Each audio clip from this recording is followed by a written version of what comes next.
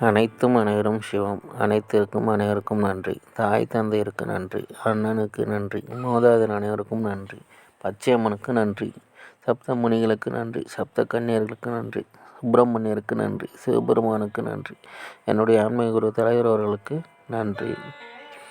18/12/2023 பஞ்சாங்க வழி ஜோதிட ஆலோசனை. இன்று உங்களுடைய கர்ம வினை தீர தாத்தாவிடம் ஆசி பெறுங்கள். தீர்க்காயுடன் இருக்க தாயிடம் ஆசீர்வாதம் பெறுங்கள். ஆரோக்கியத்துடன் இருக்க உடன் பிறந்தவர்களுக்கு உதவி செய்யுங்கள்.